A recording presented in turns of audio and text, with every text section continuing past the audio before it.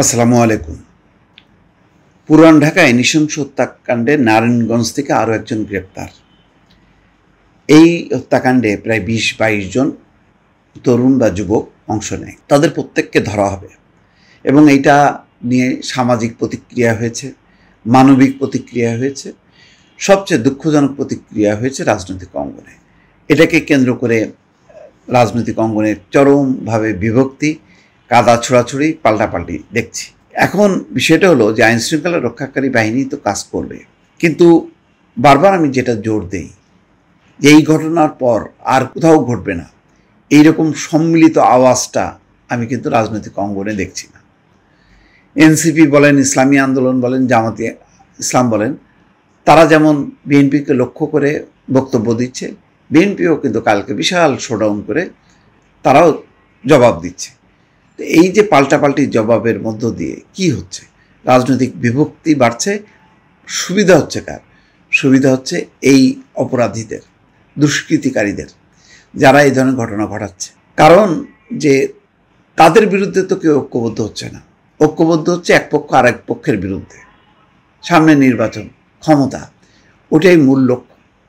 কিন্তু যে ঘটনাটা ঘটে গেল, যে ভয়ঙ্কর ঘটনা, এই ঘটনার রেশ ধরে দেখেন পল্লবীতে ঘটল, তারপর শ্যামলীতে ছিনতাইকারীরা এত বেপরোয়া যে গায়ের জামা প্যান্ট জাঙ্গিয়া পর্যন্ত খুলে নিয়ে চলে যাচ্ছে। টাকা পয়সা তো বটেই। তাহলে দরকার কি? দরকার ছিল এই যে এখন চলছে যে জুলাই, আমি কালকে দেখলাম যে একজন উপদেষ্টা বলছেন যে নারীরা কই, যেই নারীদের মুখগুলো দেখতাম তাদেরকে খুঁজে বের করার দরকার। তাই আমি বললাম যে আসলে চেতনাটা রাস্তায় পড়ে গেছে, তাই সে একা হয়ে গেছে, তার পাশে আর কেউ নেই, সবাই ঘরে ফিরে গেছে। কারণ কি? ওই জুলাইয়ের চেতনা অনুযায়ী আমরা কেউ কাজ করতে পারিনি। যদি কাজ করতাম তাহলে এই চাঁদাবাজি, দখলবাজি, এইগুলির বিরুদ্ধেই তো মানুষের ক্ষোভ ছিল। শেখ হাসিনা অন্যায় কী ছিল? দুঃশাসন, অপশাসন।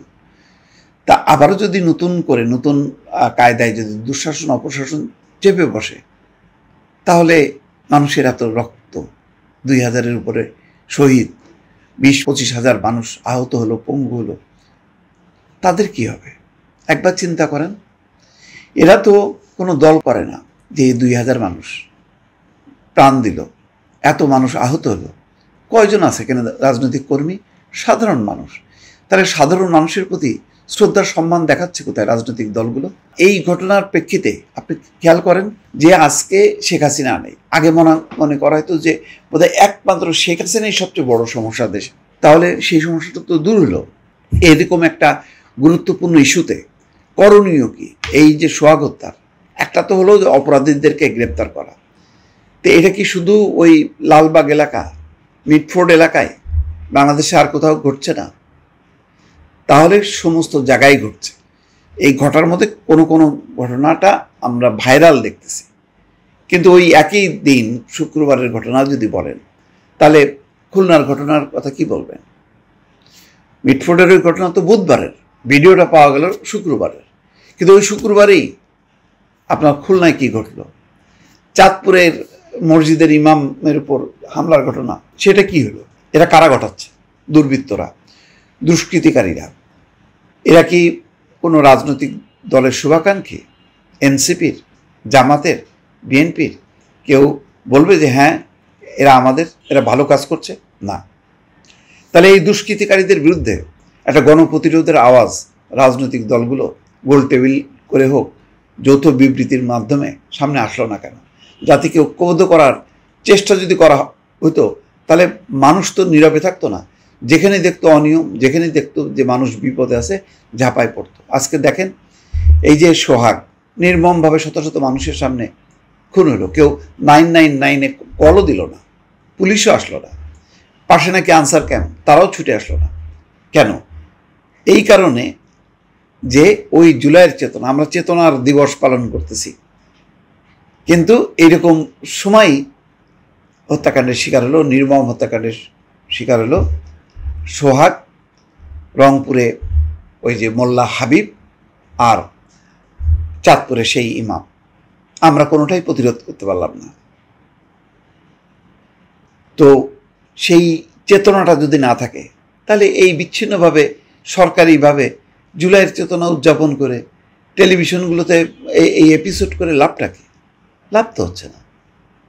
তো সুতরাং আমরা আসলে ব্যর্থ জাতি।